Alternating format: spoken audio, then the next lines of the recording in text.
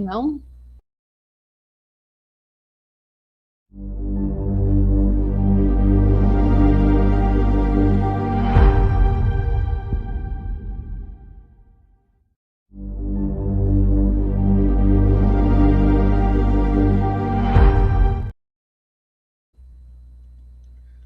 Olá, pessoas interessadas em saber coisas sobre sexualidade, saúde mental, saúde sexual, bem-estar das pessoas. Eu sou Oswaldo Rodrigues, do Impassex, Instituto Paulista de Sexualidade, e nós estamos aqui nessa série de apresentação dos autores, dos capítulos, dos livros de comemoração dos 30 anos do Impassex. Hoje, nessa oportunidade, nós temos aqui a Aparecida Favoreto Macul. Aparecida, ela vai contar para a gente quem ela é nesse mundo profissional, o que ela andou fazendo. Vamos conhecê-la e saber qual é o capítulo, o tema do capítulo que ela vai nos apresentar. Aparecida, muito obrigado por estar aqui conosco. Sua participação é importante para que as pessoas sejam melhores, tenham mais saúde e cuidem mais de si mesmos. Muito obrigado. Querido Oswaldo, é um prazer imenso estar aqui. Nossa, 30 anos de Impassex, que emoção enorme.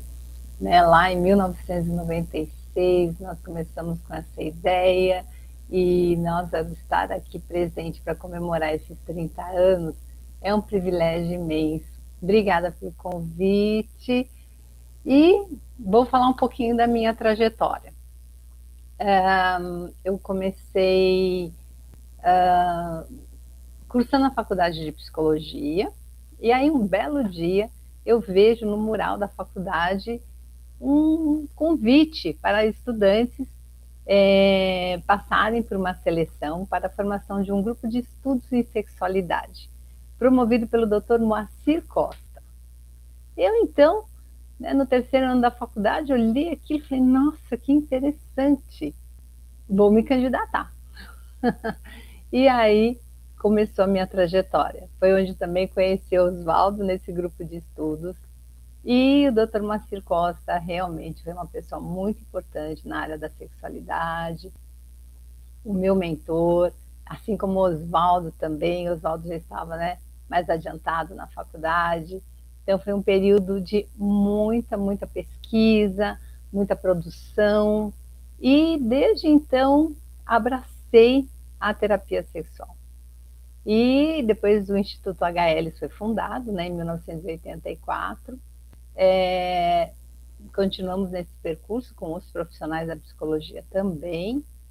E eu fui trabalhando dentro da terapia sexual. Nesse período, eu resolvi fazer uma especialização em terapia haitiana, porque eu queria compreender um pouco mais a psicossomatização, né?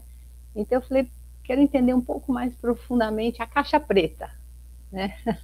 A terapia sexual, ela vem de uma vertente mais comportamental e eu me senti necessidade de entender um pouco mais, com profundidade, né, as causas, as defesas emocionais, todo o processo envolvido na formação do sintoma. E também foi muito importante porque me deu uma ideia mais ampla, né, de como eu iria trabalhar com os casos da terapia sexual. Depois disso, eu fiz, né, várias especializações, né, com os profissionais também na área da sexualidade, em educação sexual, e foi um momento muito frutífero, né? Nós, enquanto equipe ali na fundação do HL e depois do Impassex, de muito estudo, de muita pesquisa, de muita divulgação, o Oswaldo sempre à frente, e ele realmente é uma pessoa que nos inspira, nos incentiva, né? Eu tenho muita gratidão a ele, porque foi uma pessoa muito importante no meu desenvolvimento profissional. E passaram-se alguns anos, eu acabei mudando de cidade, né? Eu fui para Santos, fiquei 18 anos em Santos, por questões familiares, e aproveitei para fazer o meu mestrado em saúde coletiva. E acabei entrando, né, nesse cenário muito interessante e me envolvi em Santos, né, com as questões da Secretaria dos Direitos da Mulher, acabei fazendo uma especialização em justiça restaurativa, trabalhei na delegacia das mulheres, né, com homens autores de violência, e para isso algo que contribuiu muito foi eu ter conhecido a comunicação não violenta, né, a comunicação não violenta, criada por um psicólogo americano chamado Marshall Rosenberg, e isso contribuiu para que eu tivesse uma formação na questão de como solucionar conflitos, como estabelecer conexões, ajudou muito nesse momento que eu estava nessa fase, né, da justiça restaurativa, mas sem abandonar a questão da sexualidade sempre, né? Sempre trabalhando na área clínica. E, na ocasião, uma colega de Santos e eu criamos um projeto chamado Café na Cama, Diálogo sobre Amor, Sexo e Relacionamento. Que a ideia sempre foi, né, como até o Oswaldo colocou, a gente sempre pensar na promoção da saúde sexual junto à população. Então a gente fazia esses eventos gratuitos, chamava Café na Cama, o Cama com K, uma referência ao Kama Sutra, né, um livro indiano de educação sexual. E nós então reuníamos às sextas-feiras numa cafeteria em Santos, aberta ao público, gratuita, onde nós levávamos vários temas em sexualidade. Sempre com uma ideia divertida para chamar o público, mas ao decorrer, né, da nossa explanação, a gente tratava de assuntos muito sérios, de prevenção, de saúde, mas também o lado, né, do prazer, e foi uma experiência que durou mais ou menos 3 anos, até que nós mudamos, né, depois para outros projetos. Nesse meio tempo em Santos também, eu ingressei na docência, na Universidade Santa Cecília, em Santos, e no curso de psicologia. Foi uma experiência também muito gratificante, e a ideia, inclusive, era, no terceiro ano, abrir uma clínica de sexualidade. Mas o que aconteceu nesse meio tempo? Veio a pandemia, né? A pandemia realmente fez com que muitos projetos, né, fossem interrompidos, e esse foi um deles. E eu acabei saindo da universidade e voltando para São Paulo, que, né, também foi um ganho bem importante, né, o trabalho online, poder atender, né, o consultório online, fez com que eu pudesse, então, continuar na minha cidade, que é São Paulo, né, não nasci aqui, mas vivi a minha vida toda aqui, então foi muito importante poder voltar, mas a experiência em Santos, né, nesses 18 anos, foi muito rica, aprendi muita coisa, tenho muita gratidão à cidade, às pessoas que me acolheram. E aqui eu continuei com o trabalho da comunicação não violenta, né? Que eu comecei fazendo alguns cursos, e em Santos, né? Eu ainda pertenço ao grupo da Unifesp.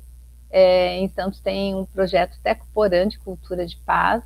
Então existem práticas em comunicação não violentas oferecidas gratuitamente à população. No período da pandemia, isso também aconteceu de forma remota, atualmente não, mas eu ainda continuo, né, no grupo, fazendo parte do grupo Raiz, como a gente chama, ainda estudando, né, bastante os materiais que existem a respeito de comunicação não violenta, e é justamente sobre isso que traz, né, o meu capítulo, né, no livro de comemoração. A única coisa que eu acho que eu esqueci de falar, que nesse meio tempo, né, ainda no HL, também fundamos o Instituto Kaplan. Foi uma ideia bem interessante do Moacir Costa, porque nós tínhamos um serviço chamado SO Sex. Olha que interessante.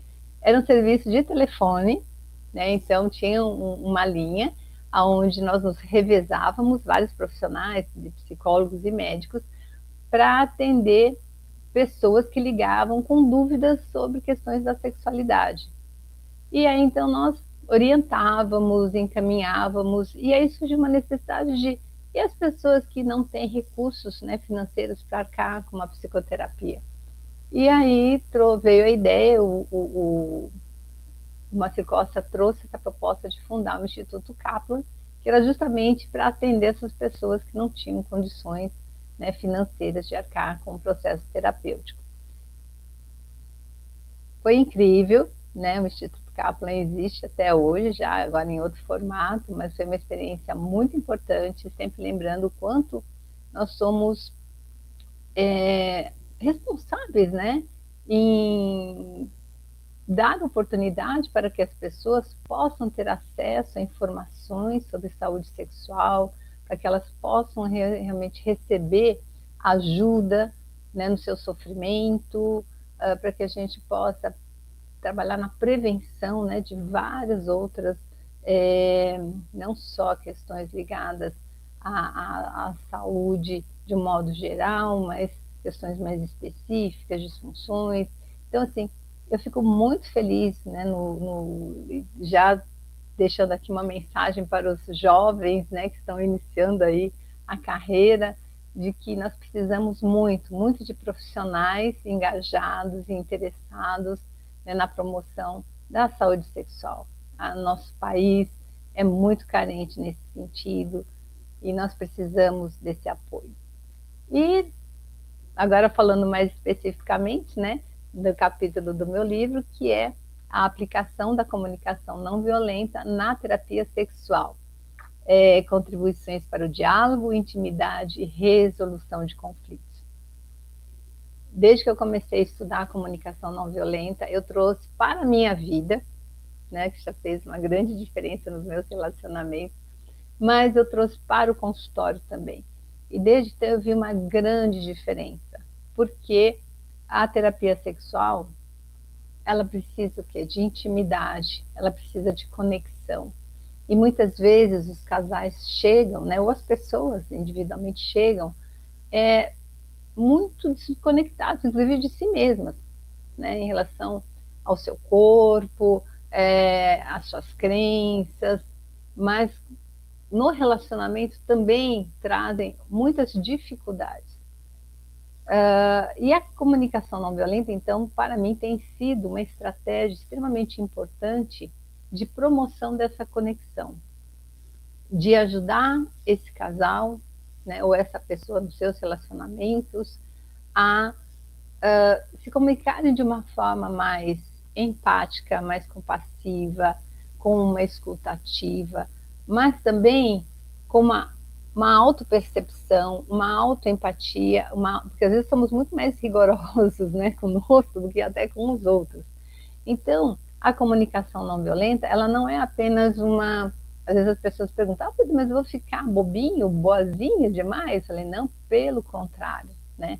Nós trabalhamos muito a questão da assertividade e a liberação para a ação, porque muitas vezes as pessoas não expressam o que pensam e o que sentem por receio, né, de gerar brigas, atritos e conflitos, então se calam, e isso pode trazer prejuízos não só para ela mesma, para o seu corpo, para o seu emocional, mas para o relacionamento.